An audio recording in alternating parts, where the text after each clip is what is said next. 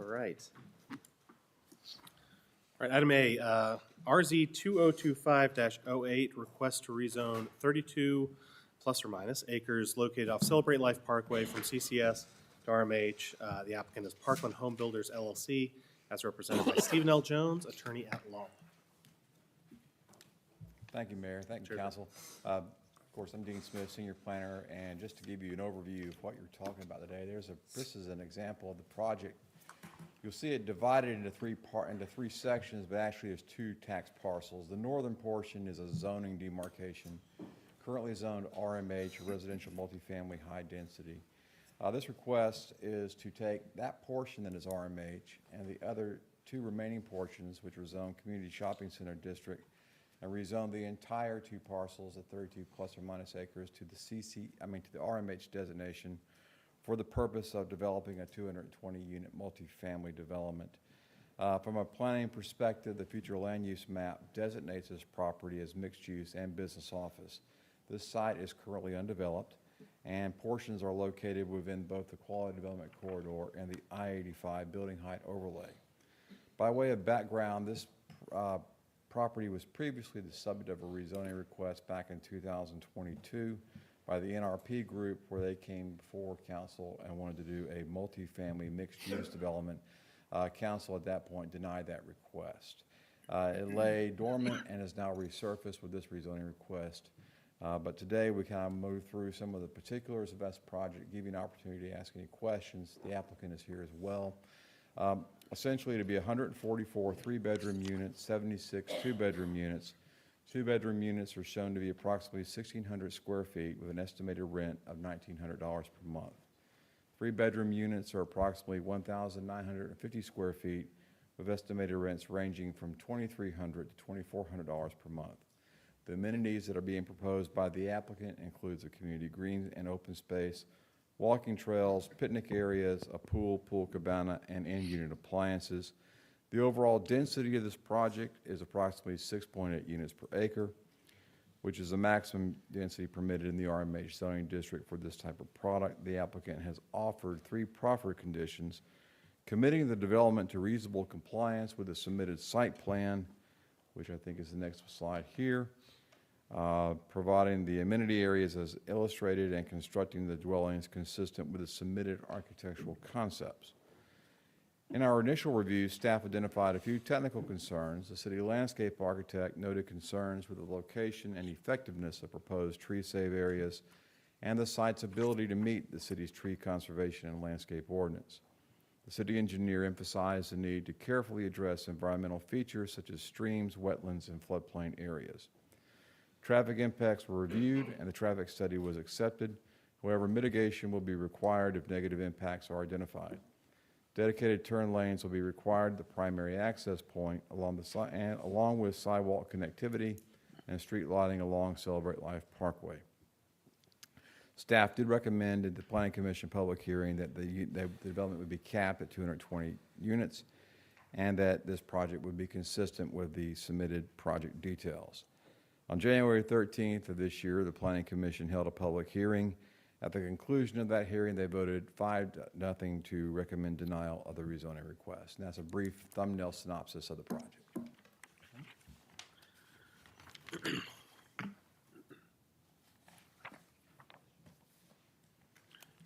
The applicant's office said at this point, if you have any questions about the project, either myself can answer or the applicant can answer. I think the applicant does have a presentation at your pleasure or discretion they would like to present.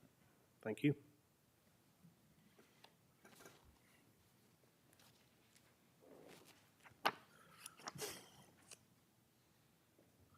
All right, do we have any questions from council, or would we like to see that presentation?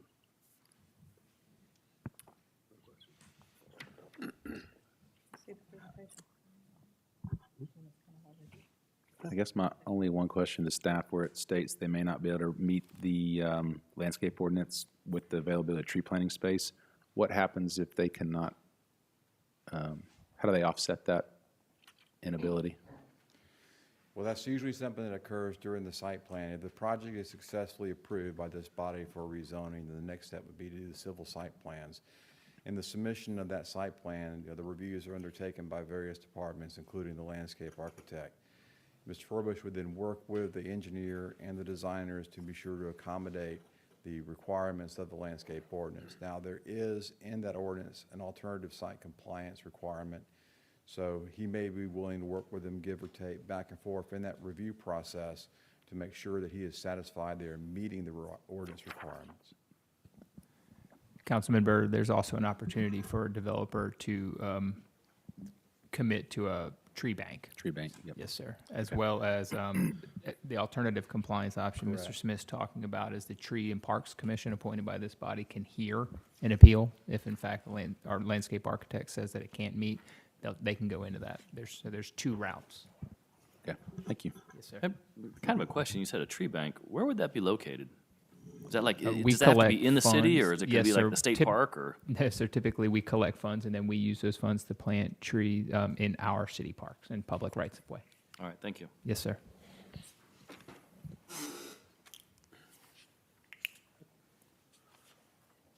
With that, we have a presentation to see. Mr. Jones? Thank you, Mr. Smith, Mayor, Council. My name is Stephen Jones with the law firm McKagan and Jones, here today on behalf of Parkland Communities. We have a presentation for you. I'm accompanied today by Mr. Jim Jacoby with Parkland Communities and Kevin Cardinal, also with Parkland Communities. We'll see if I can. Mr. Smith gave you an overview of the property.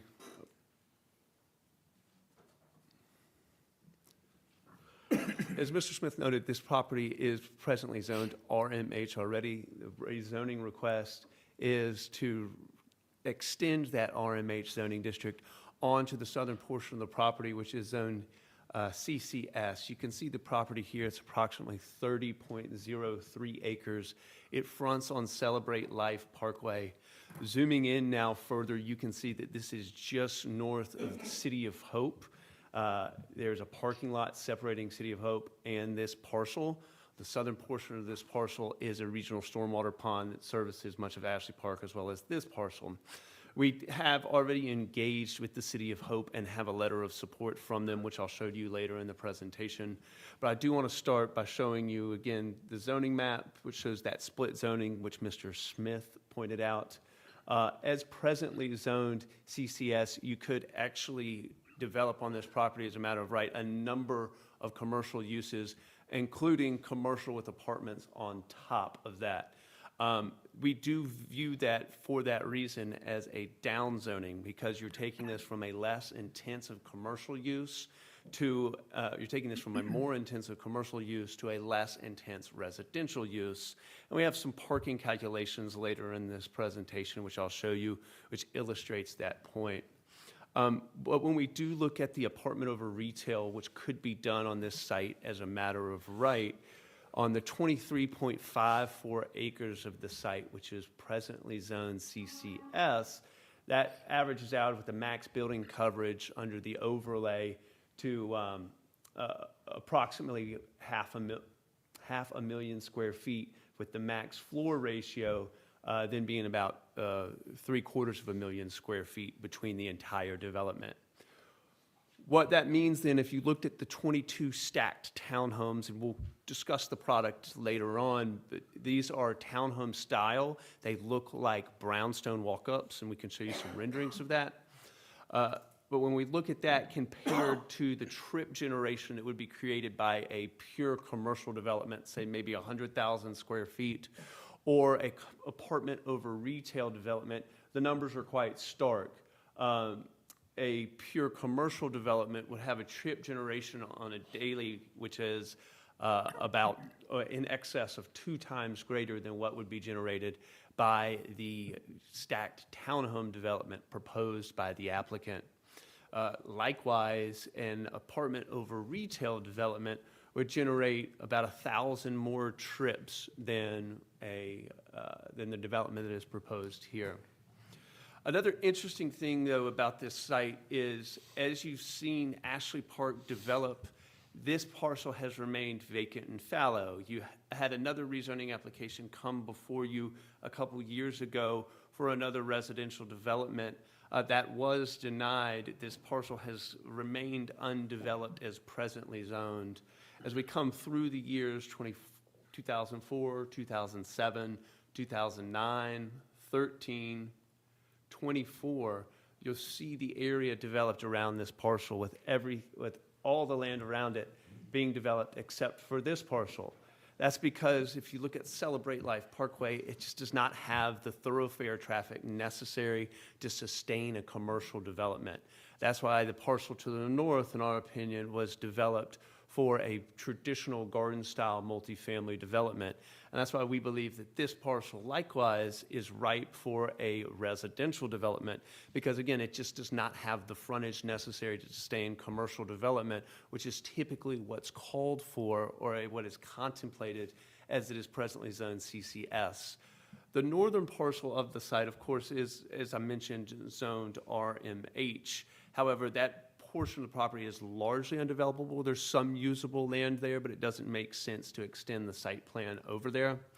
That's why bringing forward to the site plan, you'll see here what we've programmed is that regional stormwater pond to the south, which is on the right of your screen, the stream course in the RMH existing zoning portion of the property on the left, which is the northern. I'll turn it this way so you can see that's north-south orientation.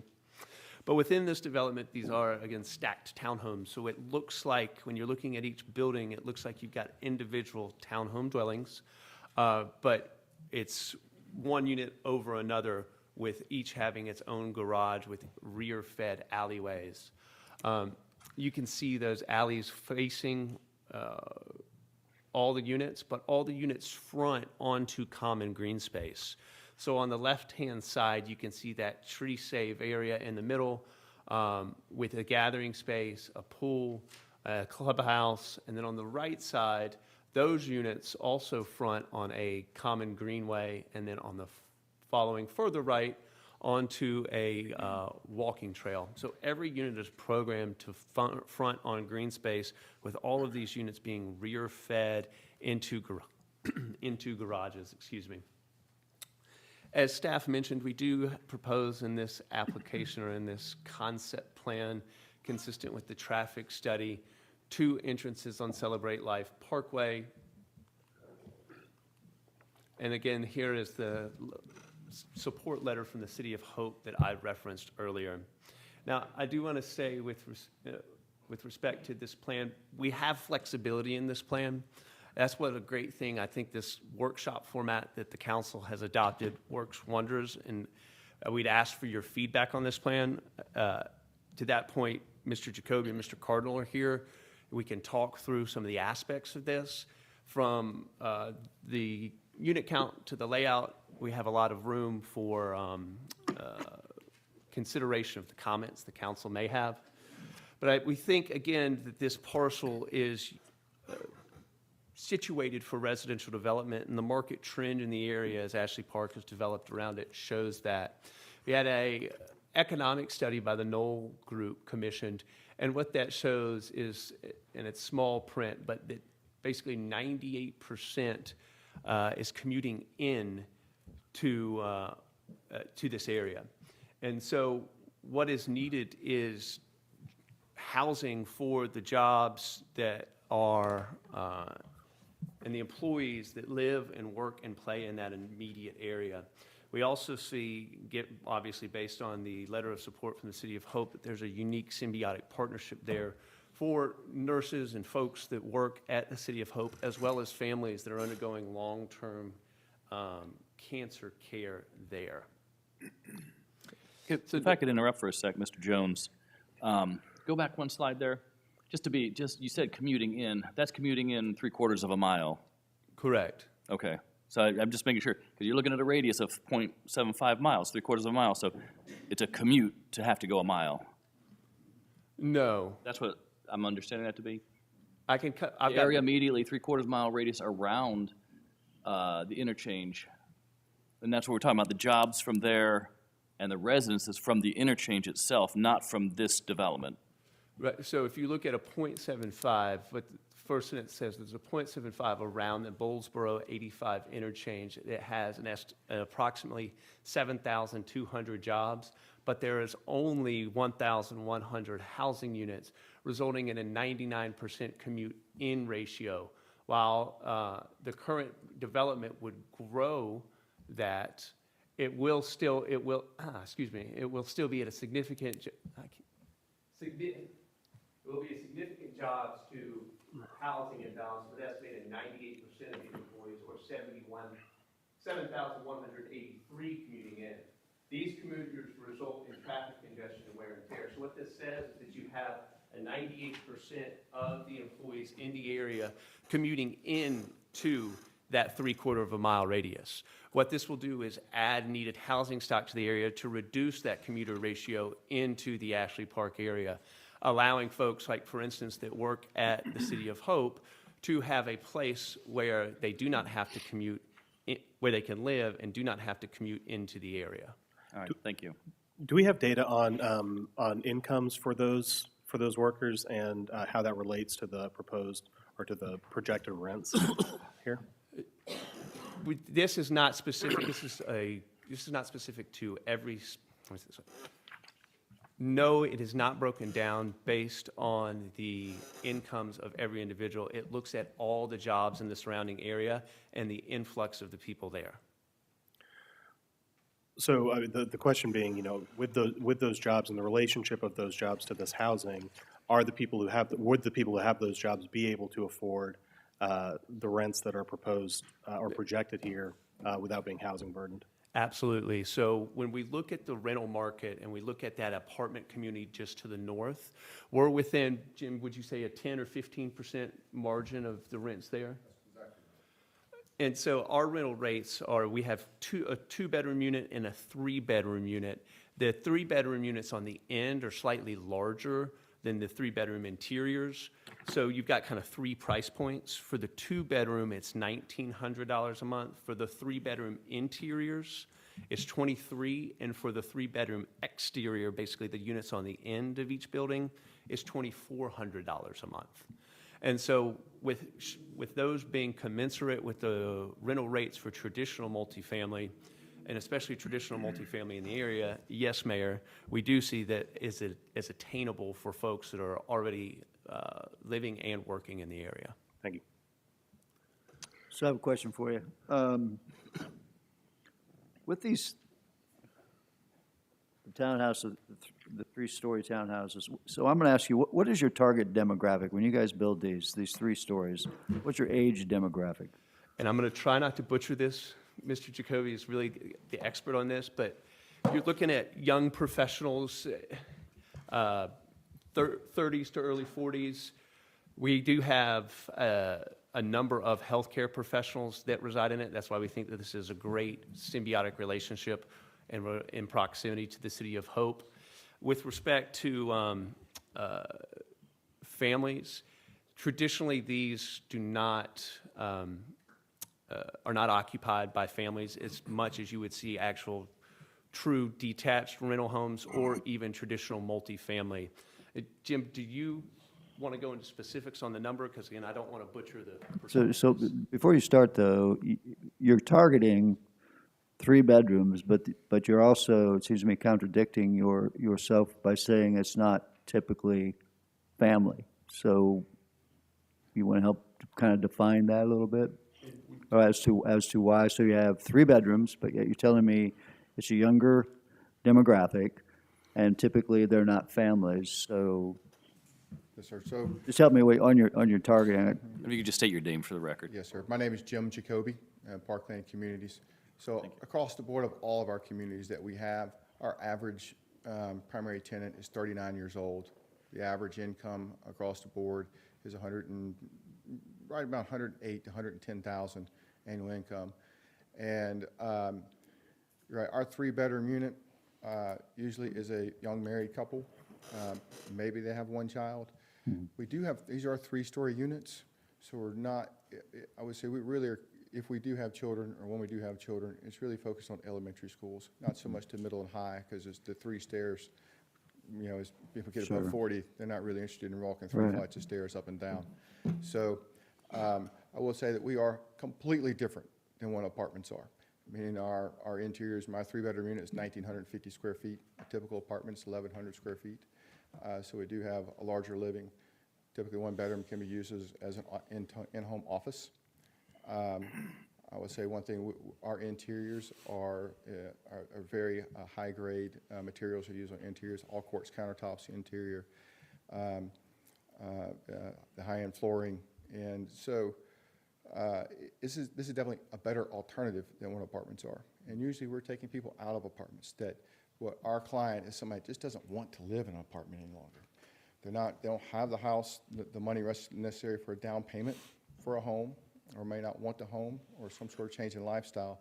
They just don't want to live in an apartment, so they'd rather live within our community. That's what we're experiencing. Let me ask you a question with relationship to your endorsement by City of Hope. The question that I have for you is, as you alluded to, people coming in for long-term care, et cetera. So would it be safe to say that some of these units would be dedicated to the City of Hope? In other words, more like 3 or 4 month rentals because they're coming in for care. And so is that kind of your game plan a little bit? I would welcome any opportunity to work with City of Hope in any capacity. Well, they're endorsing you, so that's why I'm Yes, sir. asking, is there's been discussion Are as to around. they endorsing you?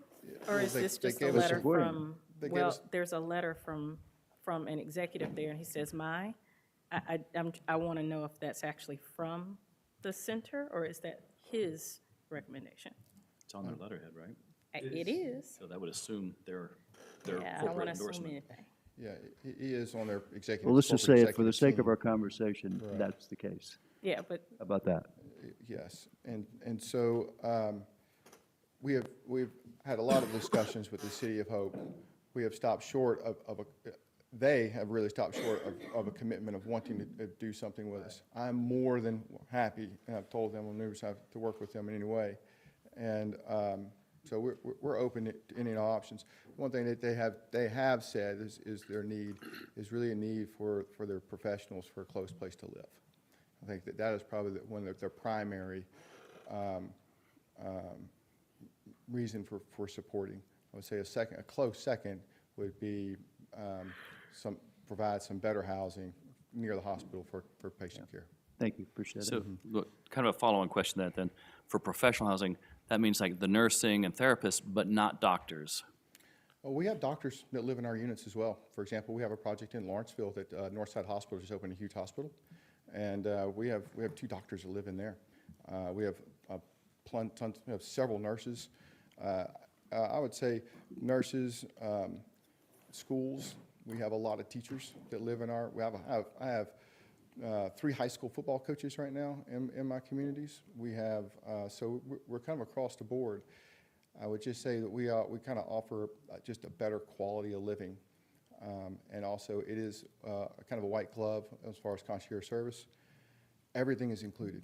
I do not charge you extra for the nickel and dime. The refrigerator's included, washer and dryer's included. There's maintenance on site, on staff. If you have maintenance concerns or problems or issues, we're there to fix it. We have permanent leasing directors on staff to handle any sort of customer service. We will also handle your trash for you. If you need trash service, you can just put your trash on your front doorstep, and we'll come around every day and pick your trash up.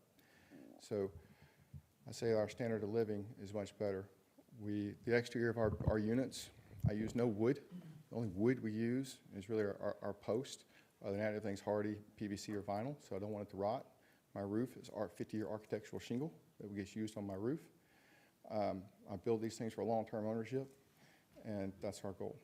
So speaking of long-term ownership, how long does Parkland Communities generally tend, on average, to hold onto their properties? And what's the shortest you've held and longest you've held? Shortest I've held so far is I had a project in Warner Robins. It was single-family detached homes. I think we held on to that for about 2 years. And I recently just sold one project also that we held on for 5 years. This plan is going to be in our long-term growth portfolio. What do you mean by long-term? I'd like to hold it for at least 10. All right. And what is your average for across your communities? I've only sold 2 communities. Okay. That's all I've ever sold. So I'm really not an eager seller. You know, every now and then I have to sell one community. I got to create cash flow. I got employees to pay, but our real goal is to be an owner. I'm not a Wall Street fund. I'm not backed by a Wall Street fund. So I'm more interested in creating a longer or larger portfolio is what we're focused on. So is this your third community overall then? Oh, no, sir. This will be our either number 9 or number 10 that we've done. Or at least that's in a process. Some are completed, some are in process and going. So I think we also have our own in-house property management company. It's in-house. So we do not third-party out property management. So everything's under one roof with our company. All right, thank you. I had a question for Mr. Carr regarding the traffic back there. I'm always interested in the word when we say we're going to mitigate the traffic on Celebration Parkway. Can you come up and address things that you see that would be some concern to you or no concern? I've always had a little bit of a concern about the all-way stop that's down there by the dealerships and the auto parking lot. And this is going to throw, I don't remember that they proposed any mitigation for that, and I don't recall what the delays were identified in the traffic study. I think I put it in my report that I needed to know that. I did, yeah. I just kind of going through it, I didn't see anything, I saw like the turn lanes, et cetera, but I didn't see anything that addressed that specific spot. Do we see anything that would help mitigate, relieve some of the pain there at that stop sign? Because that is a bit of a Is your traffic engineer? mess. I'll just say a mess. Here's the study if you want to look at it, and I've got also the recommendations in here as well. Well, this is going to kind of put me on the spot here. It's only, we had a traffic impact study commission as part of this, in addition to the economic analysis, and it recommends mitigation at the driveways. It does not recommend any mitigation off-site to this development. As always, though, in permitting, we anticipate that if Mr. Clark has additional things he wants to look at, that we would, of course, address those. I'm just looking at the flow of the traffic, coming up Celebration Parkway and the flow that goes out to where the Chevy dealership sets. That stop sign there, it's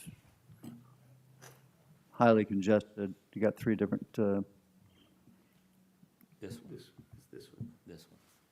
Yeah, and so we're studying on the fly. Sorry, Councilman. that's all right, man, you're good. So what the study showed is that AM peak is a B and PM peak is B, with the exception of one of the legs is a C. That's typically acceptable. So you do have some additional delay there, but it's not unacceptable. It goes from a 13-second to a 17-second on one part of the intersection, which is. And that's peak, so that's not, that's Right, AM right, and PM, absolutely. that's not all day long. It's Right. Okay, that's all I have, thank you.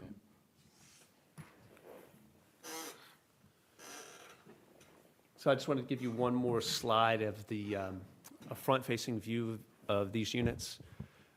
If you have any questions, or like to discuss this plan, again, we do have quite a bit of flexibility in this site and this layout. That's why, again, we feel that this workshop process is great. And So I'm going to stop you there. So you say flexibility, I want for you to define your flexibility, not for me to define your flexibility. So you're looking at 200 and some odd units. What's your flexibility? When you use that term, what are you flexible with? I'm assuming you're talking about not so much as the 3-story, but as to the number. That would be. we do have flexibility in the number, but we also have flexibility to look at the side of the whole and discuss the concept plan and any concerns that council may have so that we may properly address them. If unit count is a number, that is a point of flexibility. That's it. Also, I kind of thought about this a little on right over. Yes, all options are on the table for us. If you'd like to see less than 220 units, I'm gladly work with you. I just welcome the opportunity to work within the city of Newnan. I also thought on the way over, maybe there's a mixture. Maybe we if you want to cut the density, we can cut the density, but I could also build maybe on the backside some ranch-style units if we wanted, so we could have some appealing, so have a product diversity. Even, I think it'd be better even having a better inclusivity of product diversity, and then the people who you're catering to as well. So if we had some ranch-style units built in, plus these townhomes in addition, I think that would actually be a bonus. You know, cutting to the chase, we do have a site plan that shows 150 units. If you'd like, we can go from 220 to 150. We can show you that plan if you'd like to see that. Backing up a little bit of some of the also earlier statements, we have had already engaged a landscape architect to do a tree plan. Our tree plan completely satisfies the 220. It is not a problem. If we go to 150, we're going to be more than overabundance of trees. And we have also met with we've submitted our plans for courtesy review from your fire department. They've already reviewed and given us some plans, some review of our home construction plans. If you notice, all of our streets are loop streets. We have no dead-end streets. Therefore, fire has complete loop around everything. We've already done all preliminary engineering and grading. We know this site works. We've worked around the rock. There's some rock on this site. We've worked around it.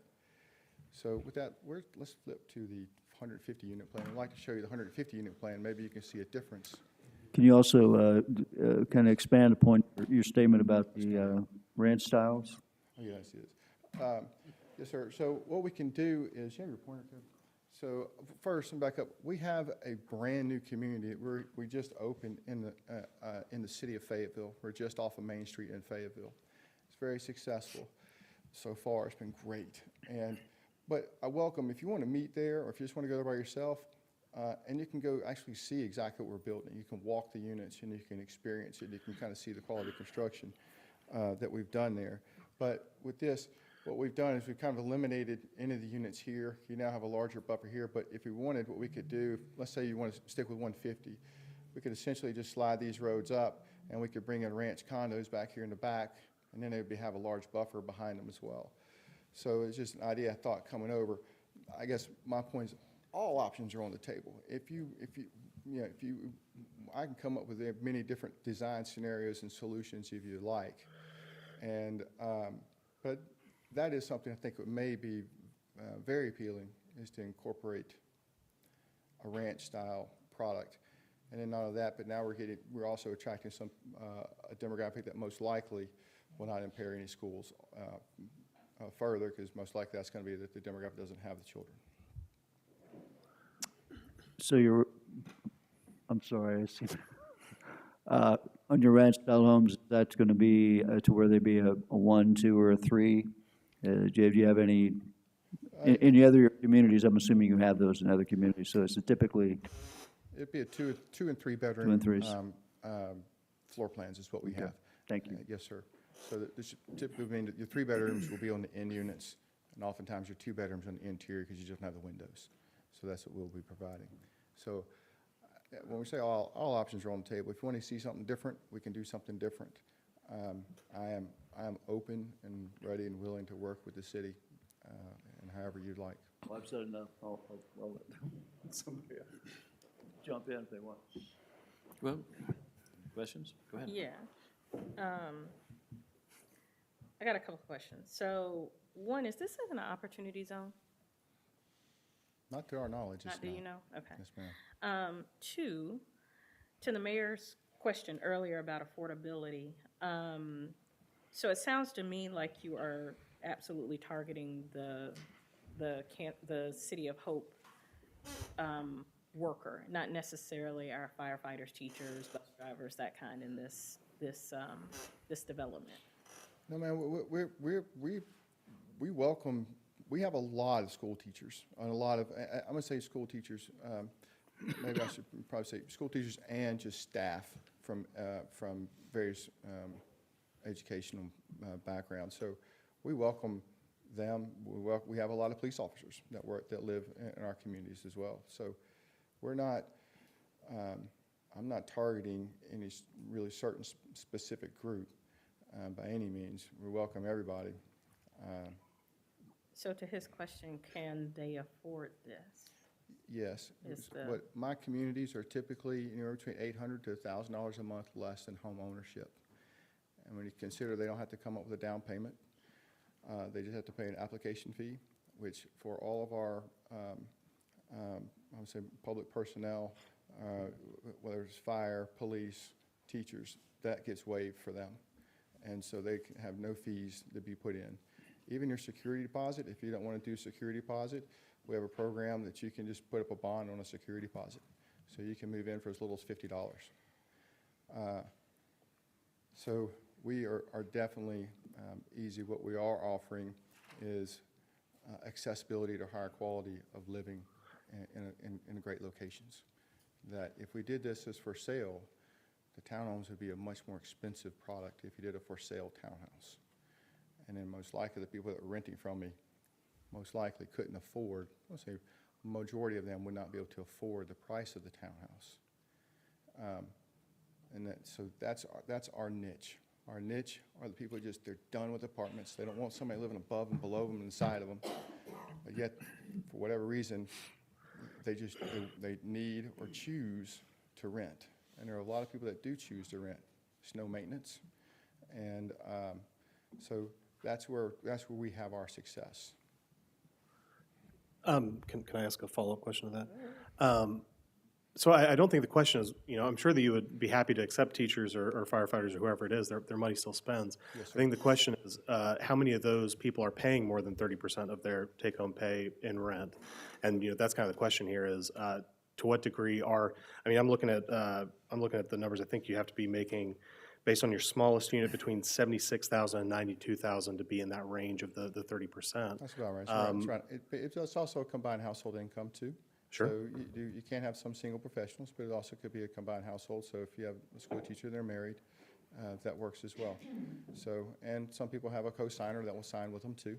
So we have there are other options to get somebody in a unit. My job is to get you qualified and in. If you have good credit, we can find a way to work with you. I would say that sometimes our hindrance is where I would say a qualification threshold. And that doesn't mean income so much as it does mean prior history.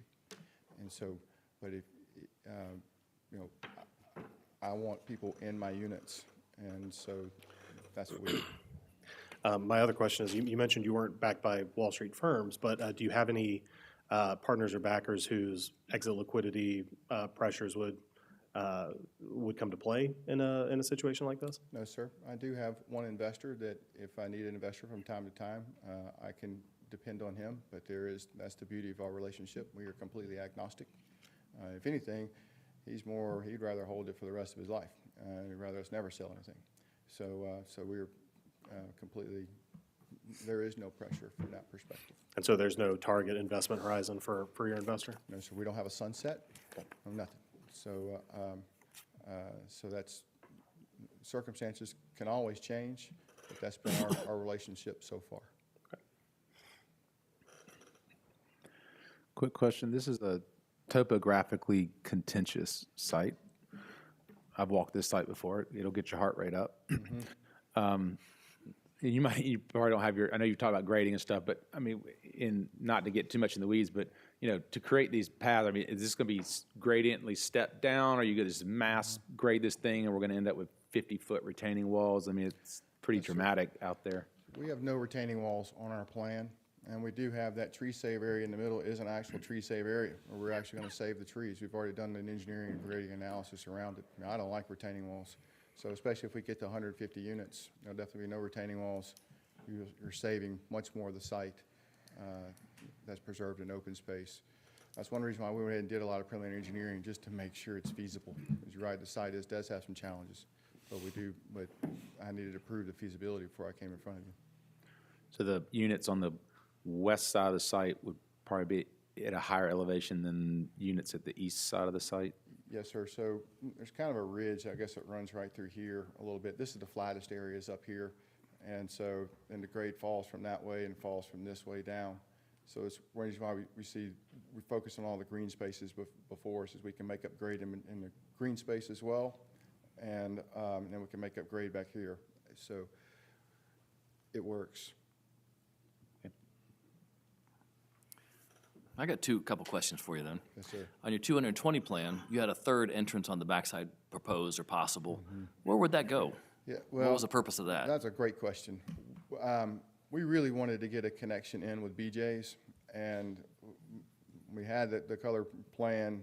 At the time, we were making some great progress with the local representatives, and we got pushed up to the corporate side, and we got an immediate no. They did not want a connection into what we were trying to do is have an alternate connection coming behind the BJ's that connect into the road and then to the main parkway out that way. So, but that is no longer an option, which honestly maybe could, because if we back this up, now we have this larger buffer here, actually works pretty well to not have that connection. So then that kind of led me, that's your nature path, walking path. It's not close enough to necessarily link into our link, but it's not that far either. Yes, sir. For the sidewalk, because you'd be installing a sidewalk. And I don't know the actual distances, like how far it would not connect or what the gap would be to be able to tie that in. So that's just kind of something, one of my thoughts and concerns on that is, another thought I have is, I'm looking at this, I know it talks about garages. How many total parking spaces do you have, and how many parking spaces do you have for like visitors, guests? Because some areas look like it's like parking space deserts. Yes, sir, you're right. That's one thing we always try to alleviate in our communities because it, in my opinion, makes communities look not very, very unappealing. So we do have overflow parking here to here. We have parallel parking all along the back here, and we have more parking here. So we try to intersperse the parking that we have for overflow, so we don't want anybody parking on the streets. We put signs in our communities, no on-street parking, and we police that ourselves. We do not want you parking on the streets. That's one thing also to point out is all of our streets are private. Everything's private. There's no publicly maintained roads. And in addition, therefore we also get no homestead exemption either, so we pay full vote on our taxes. But but we do. I want as much parking conveniently located to units so people can park.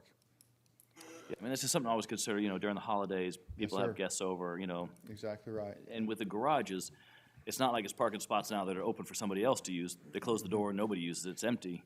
So just making sure, and in that back quadrant there, and I see, okay, now that Yes, you sir. point out the parallel parking, And we're just happy to make put, sure there's ample parking. Yes, sir. And we're happy to put more parking. If y'all would like more parking, we can add more parking in too. But everybody does get a one-car garage. It is an extra long garage, so a full-size truck can fit in. So we also get a dedicated driveway. So technically, you have 2 dedicated spaces per unit. And then we have the overflow spaces around for guests and tenants if they need them. Okay. And if staff sees fit that we need to add more parking, we will gladly add more parking. But hopefully, by us cutting 70 units out of the project, I can still make it work and really try and extend an olive branch of finding a way to work with the city. And if you'd like to see something different, I'm open to it. I can go back if you'd like, and I can go recreate a new plan, including some ranch units. If you'd like to see that, I'll come back to you with that plan too. I personally would like to see your 150 number, the ranch style. Yes, sir. As you come back to us. Yes, sir, I can do that. Would you like to do this at a work session or meet privately? I'm open either way. I don't need another work, I just need to see it. Yes, sir.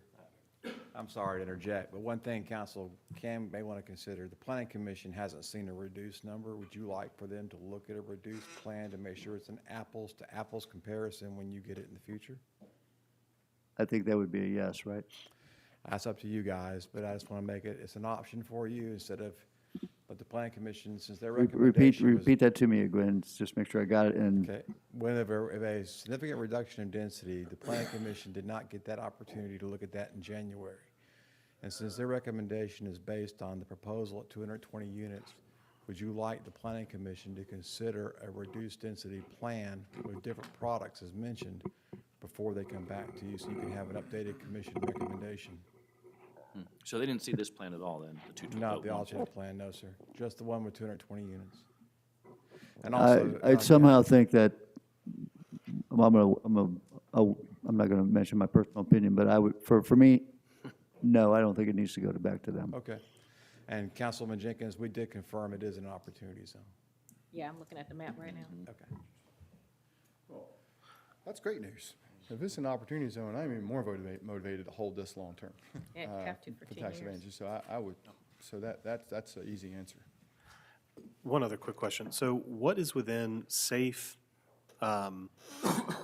walking distance, or like kind of safe and accessible walking distance within, say, well, from this development as it currently is proposed? We think all of Ashland Park is within walking distance. I mean, you just walk down to the intersection at City Hope. And that's with sidewalks, with the link, with all that, it would be fully accessible to Ashley Park? So you said BJ's didn't want to do anything. Would anybody else, or would the landlord on that development behind there, like just a walking path, or a sidewalk to connect? I've reached out. Yeah, it was a hard, fast no of any connection. Was that BJ's or the landlord? BJ's, but that's who we, And Kite. yes. So, we have some really serious steep topography issues around the back that would make it, you wouldn't want to walk up that hill. Yeah, no, I was thinking like on the backside over, like kind of where that proposed third entrance would have been. Yes, sir. But that would connect you back to the backside of the, I was looking at that too. like, I don't know if I'd want me or my family, my wife or kids walking through that just as a pedestrian only to the backside of that, to be honest. I would rather have a lighted, a more, I would say, a safer route, more safety on the main road. Yeah, along the parkway there. Security-wise, yes, Yeah. sir. So, there's a good bit of debris on the backside of the site that we're gonna clean up and get rid of and from some other stuff. So, we got a good bit of cleanup to do. And this'll, in the future, you'll get the letters from the school system that you make, because again, schools are, huh? Yeah. No, all right. No, so I'm just, concerned about the schools, and they're always, at or near capacity. Yes, sir. We'll do is we'll have our letter updated so we can show what our impact will be for the Correct. 150. All right, thank you. Communities. Yes, sir.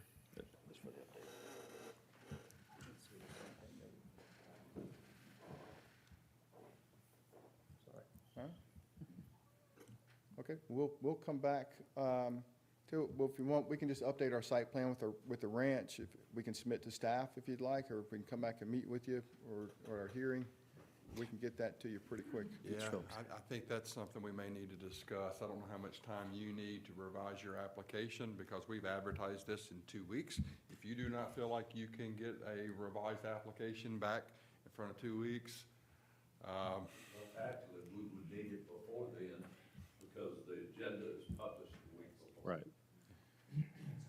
When would you need it by? Next Tuesday. We'll, I mean, not then, but to the Yeah, extent. Wednesday. The sooner the if I could have by 5 o'clock tomorrow, I can make that happen. I don't know if I can make better. I mean, we would need this for Ms. Megan, we would need it before Tuesday, Okay. unless council wanted to withhold publishing the agenda. No. So, I mean, I'm sorry, I guess historically, y'all have looked at, and the applicant wanted to continue this item. The 24th is the advertised public hearing, but they could come at that point if they don't have enough time to sufficiently provide staff with the opportunity to review the alternate plan. They could request a continuance at that point. If this is going to be a rush job, and tomorrow by 5 o'clock, would that provide adequate due diligence time? I don't feel it would. So one thought would be on the 24th, they might come and ask for a continuance to March 24th to give them more opportunity and more staff time to do the research into the alternate plan if you so desire. That makes Question, sense. how does that affect advertising? Don't we have to give a certain number of days if we change the? We would date and have all to that? then if they come to you on the 24th, it's already advertised, and you would grant a continuance at the 24th hearing, would not have to re-advertise. So I guess what you would have before you is the current ordinance that would be in place at that time. And you could continue then the hearing. Of course, normally you have your hearings in the evening, so you would have to continue it to the 24th at the next meeting. And as Gotcha, we to did avoid the today, advertising. we would Gotcha. suggest that the motion require them to pay for the advertising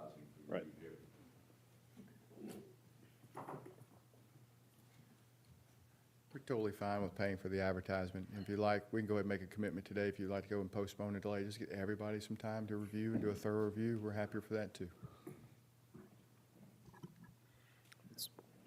We're I happy just want to, to make sure I understand this right. clearly. We can move it out to the 24th of March. Did I hear March? That's an option. They would come to you on the meeting on the 24th would have to go as advertised. Okay, well, let me just for my simple mind, which is going to be the easiest for staff and for the applicant to get everything done and to where we don't have to jump through a bunch of hoops to put a lot of pressure? What is that drop dead date? I believe it'd be March 24th. They would All come right. to the February 24th hearing and ask for a continuance to March 24th. That's You what I would like vote to on see. that That's what I would- We don't request. take action in here. We don't take action in workshops. We can't take a We vote here, don't take sir. votes in workshops. Correct. I know. Yeah. That makes sense. But he just asked me, so I'm answering. All right, So Mr. Jones at the next meeting could ask for the continuation. that's right. Yeah. Cool. Okay. Further comments, further questions? All right, Thank you. thank you. Thank you.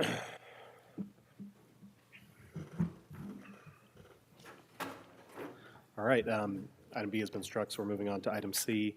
RZ 2025-10, request to rezone 13.55 plus or minus acres at 699 Newnan Crossing Bypass from CGN to MXD, applicant Woodlands Acquisitions LLC, as represented by Melissa Griffiths, attorney at law. Good evening. Thank you, Mr. Mayor and council members. Chris Cole, senior planner. Before you all is a request for RZ 2025-10 by Melissa Griffiths on behalf of Woodlands Acquisitions for 13.5 acres at 699 Union Crossing Bypass from CGN General Commercial to MXD Mixed Use Development for the purpose of developing 12 townhomes, 272 multifamily apartments, and 7,500 square feet of commercial space. The tract is currently vacant.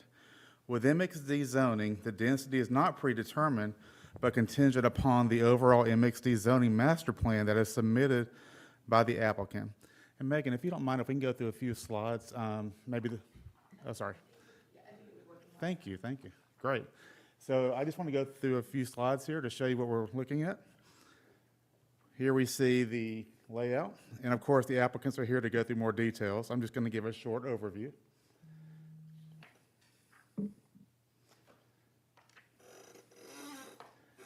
Some concepts with the facades, sidewalk views, landscaping, signage. And I'm going to leave this on the master concept plan as I talk.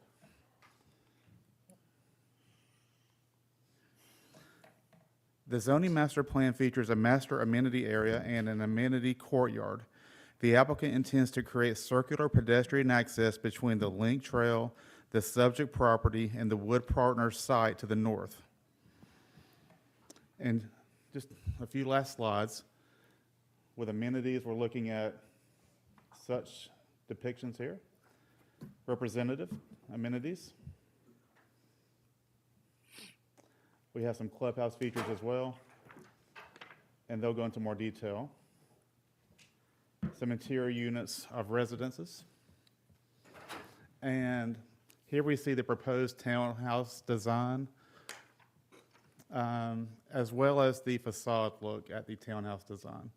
And importantly, the unique feature they're showing with the representative garages, and they'll go into more into that as far as how they implement garages into this concept with a detail as well. Now I'll just go back to the concept plan to finish.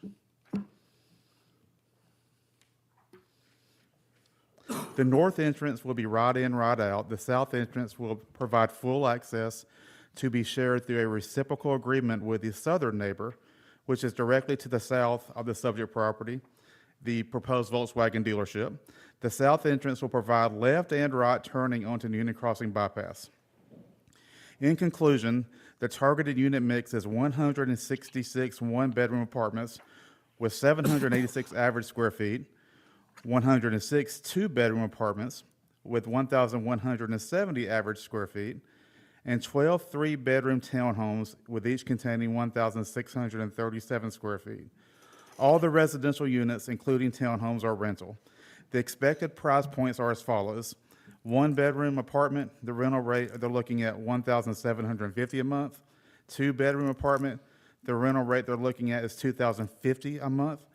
And in conclusion, three-bedroom townhouse, the rent rate $2,600 a month.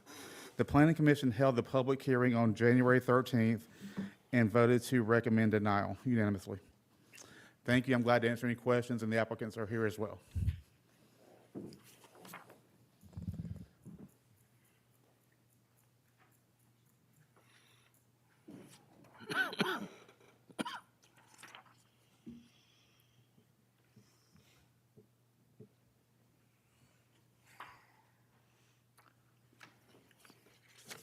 I feel like I should ask a question just to kick things off. Well, I have a question regarding the potential tie-in to the link. Show me how that would work and how y'all would make that happen in your neighborhood. Bennett Wooten with Woodlands Apartment Communities. We're at 3621 Vining Slope Southeast, Suite 4400 in Atlanta. So does this have a pointer on it? Mm-hmm. It does. There we go. So it's hard to see right here, but we are, or actually, could you switch over to my, it's a little bit easier to see on my presentation.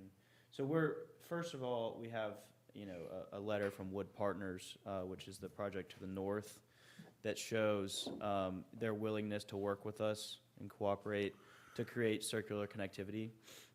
Now, we are in the process of obtaining, a letter from the City of Hope as well that would give us this direct access point right here.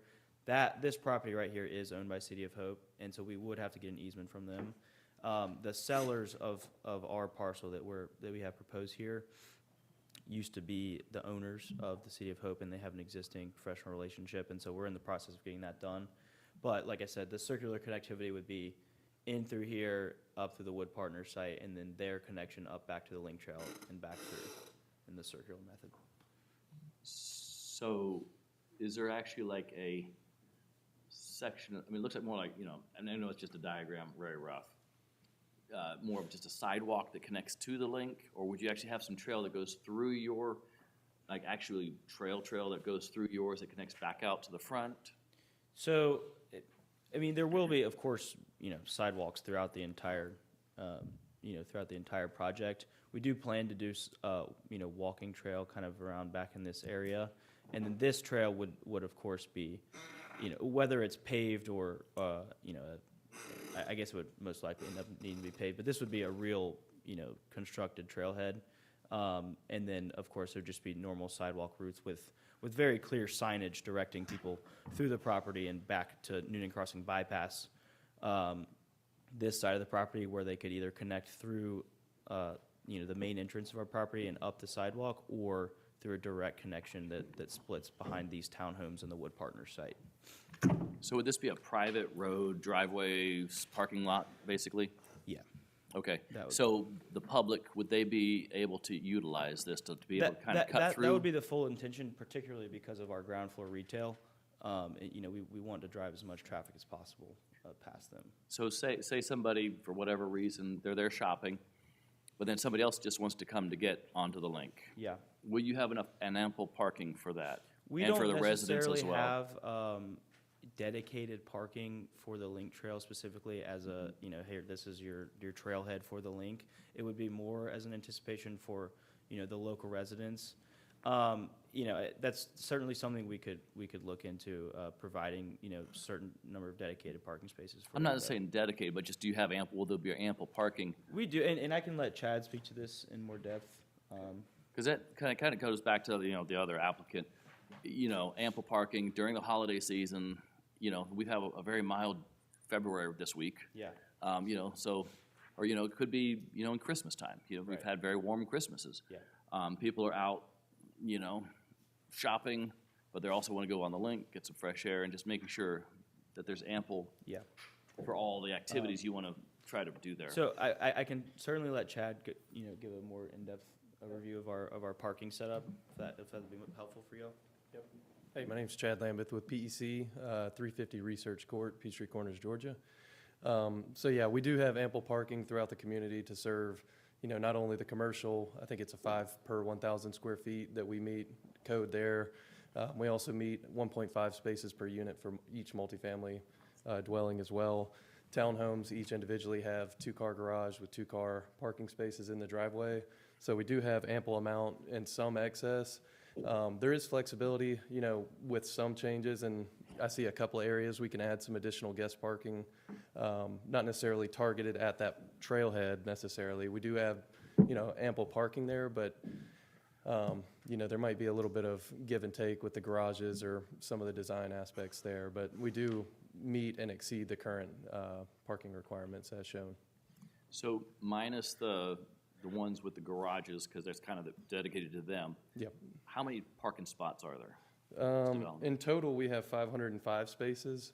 So we meet, I think it's the 1.5 spaces per unit for multifamily. And then, the townhomes obviously giving ample parking in the driveway and the garages kind of beef up our parking numbers there as well. I think we're right at the threshold for the, the code minimums. But I think there is some flexibility to increase that. Obviously, some design aspects we have to account for as far as stormwater design. I see, there's a couple of areas where we might be able to add, some additional parking there. I'm just looking at the total number of, 284 units, several of those being 2 and 3 bedroom, assuming generally 2 cars. Yep. At 1.5 car, I just want to make sure, there's not a shortage of parking, and then you end up into people parking all over the place. Yeah, and I think there's individual program, the developers have their program as well, and I think the 1.5 spaces per unit meets their, their programming for the community as well. And to add within the conventional multifamily, so, you're looking at the U-shaped, C-shaped building, and then these around this courtyard. Those are only 1 and 2 bedrooms. We don't have any 3 bedrooms in any of those. So the townhomes, yes, they are 3 bedrooms, but these are all 1s and 2s with a heavier lean towards 1 bedrooms. So that definitely helps our parking ratio. And then we also have dedicated, commercial and amenity spaces and guest parking up front. Excuse me.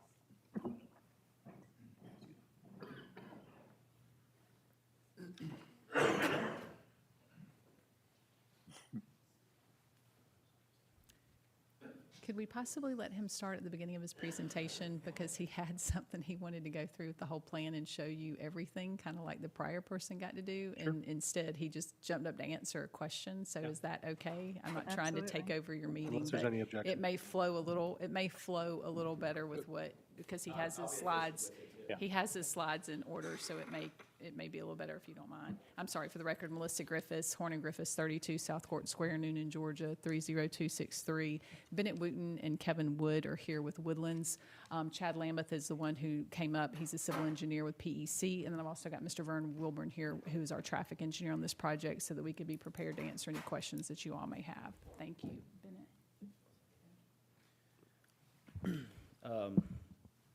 I guess I got the address covered already, but Bennett Wooten here with Woodlands Apartment Communities.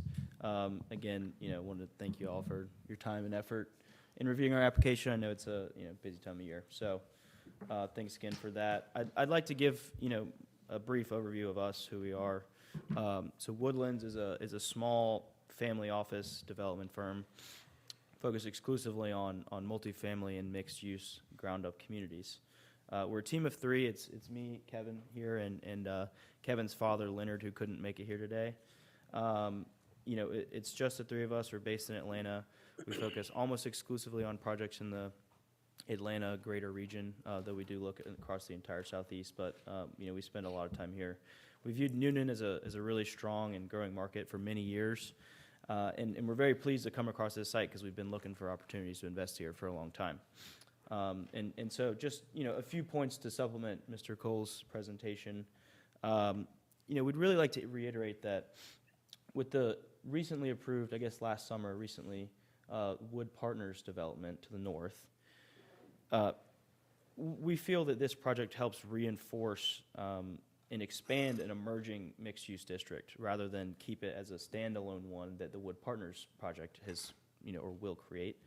With the proposed direct connection to the Link Trail and the circular connectivity through the Wood Partners site, we believe it creates a walkable network, right, where both residents of our community and the Wood Partners community will benefit from shared access to retail, Link Trail access, whether or if it's, walking to work at City of Hope or somewhere in Ashley Park.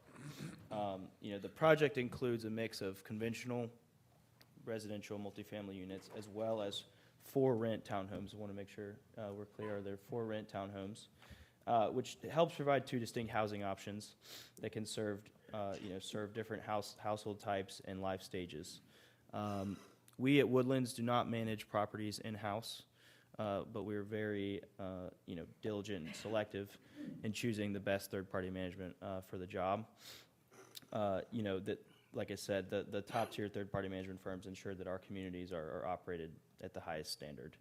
Our intent is to create a walkable, thoughtfully designed community with internal walking trails, high-quality landscaping, and strong long-term upkeep. And we like to reiterate that as a rental community, our success really depends on retention year after year. If you have 50% turnover every year, that's not great. You want to keep the residents there. That's how we do well. That kind of concept is baked into how we operate. So, like I said, we want to keep the property in excellent condition at all times. We're going to ensure that. And then lastly, I'd like to note that, as we kind of talked earlier, many developers build, lease, sell as quickly as they can. This property being in the opportunity zone lends itself to a different, longer-term investment approach. So we fully anticipate holding this property or project for at least 10 years to capitalize on those benefits. And in doing that, it further incentivizes us to invest in high-quality construction, and to remain attentive to ongoing maintenance and operations issues, and to help, improve Newnan as a community. So happy to help answer any other questions you guys have. I've got one question for you. You mentioned Opportunity Zone. What % of your money, what % debt are you using on this project? We're underwriting about 55 to 60%. In-house. Got. Sorry, debt you said? You're putting in 55% of your own money? So you take advantage of the Opportunity Zone? No, is that what so you're saying? I guess the full capital stack, it would be, we would probably get, from whether it's a regional bank or whoever it ends being our lender, we'll go about 55 to 60%. Okay. The balance of that 40% is going to be equity. Of that equity, we put up about 10%, and then an Opportunity Zone group that focuses on those specifically would put in the remainder of that equity. Okay. Thank you. So your money's 10% is what you're putting in, and is yours opportunities? Is yours capital gain? It would be with. I mean, you're saying you're using Opportunity Zone to hold it for 10 years. So Yeah. I'm assuming you actually have capital gains, so you're trying to offset with the Opportunity Zone. Is that We don't have particular, we don't have a 1031 exchange that we're on a time pressure to exchange those into It's not or needed. defer It's those not needed for gains. Opportunity Zone. Yeah. But not needed. we would, in theory, defer some of those gains ourselves. But yes, our percentage of the capital stack would remain in It's the. coming from capital gains. Yeah. Is that what you're saying? Or, well, no. I'm saying it would remain in as a 10-year hold. Although our investment partner. But you just they're- mentioned Opportunity Zone, so I assumed you're sitting on capital gains, which is the only reason you want to hold it for 10 years is you offset the cap gains. Well, you can offset past capital gains, but you can also offset any future capital gains. So that was kind of the main benefit of it. So our partners that we could try and. I didn't know the second part. A lot of it here comes to, how can we attract capital to invest in our projects, and that's one way that helps attract capital is the Opportunity Zone.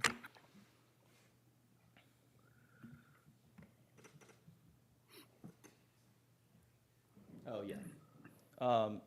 So let me go through these again. I mean, this is just a simple, example of this road right here is Newnan Crossing Bypass. We have, a nice landscape buffer, and you can see right here, this is a 4-story product that faces on this U-shaped building. It's 4 stories, and these back 5 buildings are 3 stories. The intent is with the ground floor retail. We have 3 stories of apartments above it. you can see some, attractive facade and nice signage. And again, similar to the Wood Partners project to the north, how they have their stormwater pond that's in between the building and Newnan Crossing. And so they, of course, did a really nice job of putting a landscape and a nice walking trail and amenitizing that stormwater pond. We wanted to match that. Although we don't have our stormwater pond there, it made more sense to put it in the back, but we still wanted to kind of match their aesthetic plan and create a cohesive mixed-use kind of area. And then lastly, I just have, and this just shows it a little bit more overlaid. This is the, proposed building outline of the Wood Partners site. This is the existing link. This is where we would connect if we go directly, and then this is where we would connect through the Wood Partners site. And then I have a few, sets of floor plans if anyone was curious or interested in those in more depth.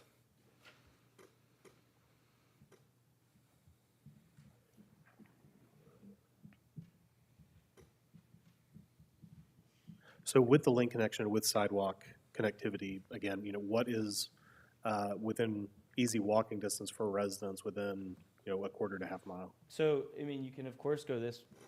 And safe walking distance. You can, cross the bridge, cross 85, get down through, Promenade, Newnan Crossing, get to that other residential neighborhood. You can get to Ashley Park fairly simply. And then this right here, in theory, you could go all the way, towards downtown if you're willing to go that far. I know that's not within a quarter mile, but yeah, you can definitely get to Ashley Park pretty, relatively quickly with fully paved and safe walking route. One thing I might mention, I don't have the exact ratio percentage to give you here, but almost all of our unit, or at least our target pricing right now, falls within the 80 to 100% of rent limit, or the rent limits for 80 to 100% of AMI based on HUD's affordability. Could you define AMI? So area median income would be based on, if we were doing, like a HUD deal, they would base that off of the Atlanta metro area median income, which is, it's certainly high, but that's if we were to go for an affordability component and base it off of 80% AMI, they would set certain rent limits, and we kind of fall right around that 80 to 100%. But that would be for Metro Atlanta, which is going to be higher than Newnan's averages. Correct, in theory. Yep. Yeah. Well, not in theory. It is higher.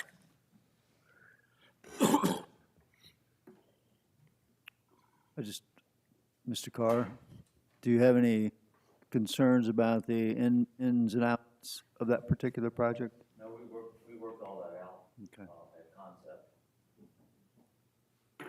And we do have Mr. Wilburn here to speak to any other traffic-related concerns. I'm sorry? We do have Mr. Wilburn here to speak to any other traffic-related concerns, if you guys have any.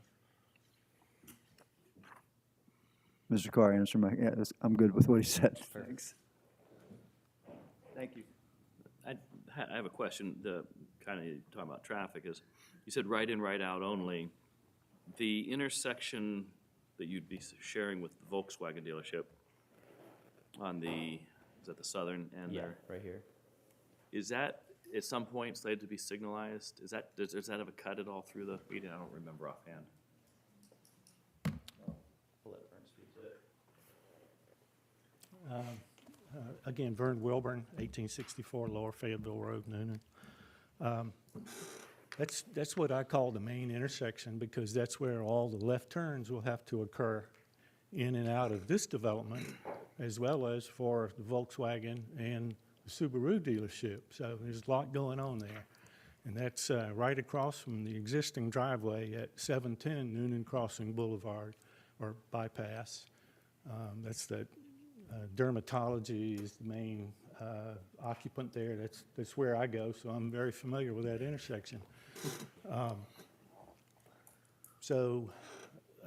What we did in our study is not just look at, that one driveway. We looked at everything from Lower Fayetteville Road all the way up to 34.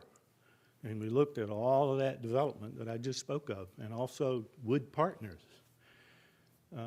You know, all those things have already been approved, so they're likely to happen. Subaru is already open, I think, and Volkswagen is under construction. And I think Wood Partners has been permitted, so likely to happen there too. When you look at the traffic from all of that, this intersection won't operate very well. In fact, it'll fail. Under the current traffic control, which is side street stops, you would have to signalize it in order for that to work with all of that development. If you did signalize it with the traffic volumes that I projected, it would operate very well with an A level of service, A or B, depending on what time of day you're talking about. Now, I mentioned those other intersections. You know, there's some issues there as well. If you go up to 34, I mean, that's failing right now. When I say failing, I mean level service F. Don't want to get into exactly what that means, but I find often that those terms are very misunderstood. I got a lesson of that at the Planning Commission. When I said that another development was a level service D, well, D is acceptable by any standards that I've ever seen. Sometimes an E is acceptable. But anyway, when I say failing, I mean an F, you know, which is really bad. So I offered a solution for 34. I mean, that's a very complex improvement there. It's kind of beyond this development. It's a displaced left. If anybody knows what they're doing at 74 and 54 down in Peachtree City, it's that kind of thing. But you really need to look at some long-term solutions on 34. If you go back to the previous applicant we were talking about on Celebrate Life Parkway there at 34, I mean, that's a real problem too right now. So, you know, there needs to be some things done area-wide.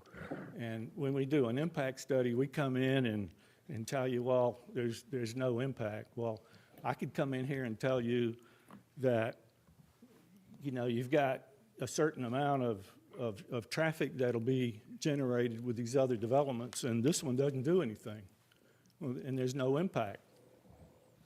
I mean, that'd certainly be true, but that's not the real story.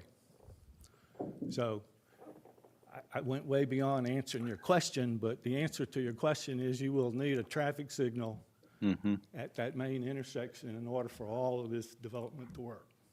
Yeah, and that's, I mean, anybody that's driven on the north side of Atlanta, there's a stoplight every stone's toss. I mean, it's ridiculous, and we're becoming that by having a lot of, you know, having to have signalization. So I just want to make clarification that would need a signal at some point, if not during the build out, and if the developer would be willing to potentially pay for some of those costs. Just to be clear, the traffic signal will be needed without this one. Okay. And we're willing to pay for it because the other projects at this point have been approved already without, you know, that condition. And so if it comes to it, we're happy to pay for those signalized intersections. All right. Thank you.